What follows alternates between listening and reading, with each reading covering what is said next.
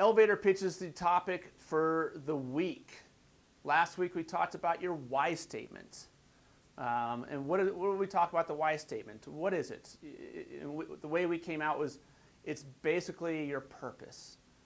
There's a reason for you to get up in the morning. There's a reason for you to pursue aerospace industry as a career choice.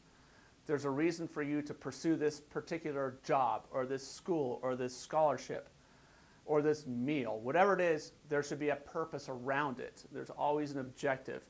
And building that why statement helps develop self-awareness, confidence. It gives you a little bit of poise. And so when you go into writing resumes and cover letters, even crafting your LinkedIn profiles, and certainly your elevator pitches, you have a basic, like a foundation, if you will, of understanding so that it's easier to script those things.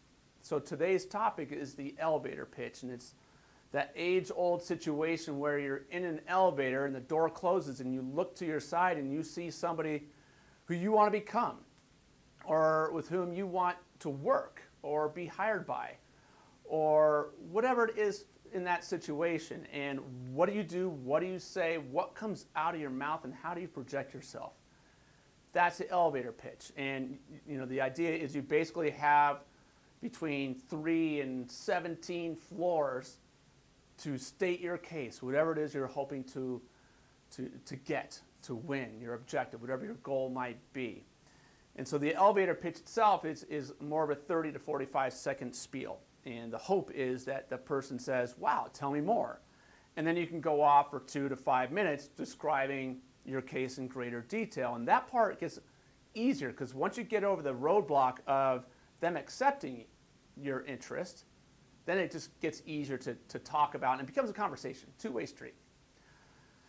So we do start with the why in developing the elevator pitch. But when do you share the elevator pitch? I gave you an example of the elevator, but really that doesn't happen too frequently. So it happens in social settings. You could be at a wedding, at a school event. You could be in the grocery store.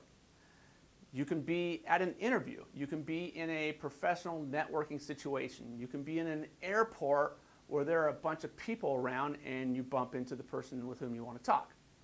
So it's important to know your audience. But before I get into that too much, I want to talk about what goes into the elevator pitch. And there are just a few things that I do when I put it together. First of all, you want to tell them who you are. Start with your name. If you haven't already had the meet and greet, start with your name. Who are you? Give them some background. Who or what you represent, whether it's a school, an employer, an idea, a charity, whatever it is, and embedded in there, talk about your skills and interests as they relate to whatever you're representing or whatever you're pursuing, whatever your objective might be. Tell them why they should care.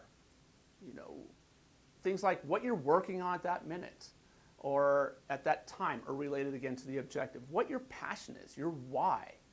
But give them something compelling to jump on. That's really where they're going to gravitate to you, is you sharing your why, your passion for whatever it is you're sharing with them. Tell them what your objective is, your quest, your goal, your next step, your plan.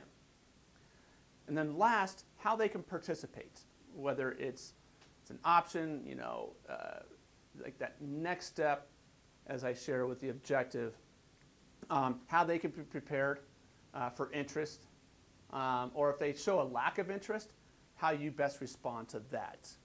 And so I throw those 3 or 4 elements into my my elevator pitch. If anybody saw the promotional video that I posted, the promotional video for this event was an elevator pitch. Stated my name, what I do, my purpose, and my objective. Now, nobody was able to sit there and converse with me that they're either going to attend the workshop or not, but that's what I did. That was my elevator pitch. So if you're looking for a sample, go to our promotional video. It's on Facebook, and I think I put it on Twitter. So some simple tips with the elevator pitch. First, like I mentioned, know your audience before you attend. It's best that you do some research, like if it's a networking situation or if it's a job interview. Do some research about that group, the environment, that location, the type of people, the dress. Just dig in and find out what you're getting yourself into, and that'll help you position what your elevator pitch is going to be. Know your objective or your goal. What are you trying to pull out of that conversation? And again, and I'll focus on the networking situations, those conversations are two-way streets. And a lot of times you're going to provide more value to the person with whom you're talking than they're going to provide to you. But at the same time, you might want to have an objective or a goal. It makes the conversation go easier. Take your time when delivering the elevator pitch. You might practice it in advance, which is another tip. But if you stumble, it's okay. Just take your time, breathe, and enjoy the moment. Another, make it conversational. Make it so that they come back. If you ask a question as part of your elevator pitch, like, are you going to participate? That's a closed-ended question. So open it up and allow for conversation. And then when they respond to you, listen. I would avoid any kind of like niche words, jargon, unless it's in your craft. If you're at an aviation networking event with pilots and you're all pilots, it's cool to use jargon. But if you're at just a typical event and you're talking about all this aviation or flight piloting jargon, people are just going to be like, I don't even know what you're talking about. So know your audience to know how, what kind of information, what kind of jargon, niche words, things like that you're going to share. I would keep it brief.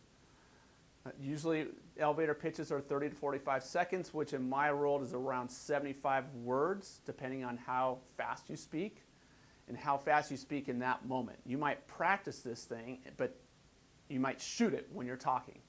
So those 75 words could actually take you 10 seconds. But if you take your time, you'll know better. But it's around 75 words for about 30 to 45 seconds. And then the last tip, beyond practicing, is being confident. Be confident in your approach. Again, and I believe Eric mentioned this in the previous workshop, like 80-90% of your conversation is actually through your body language. It's the unspoken. So if you stumble, if you mess up, if you forget a word, if you, like me, you'll stutter a little bit, it's okay. Just restate it. Or again, take your time. So those are some tips. That's what I put into my elevator pitch.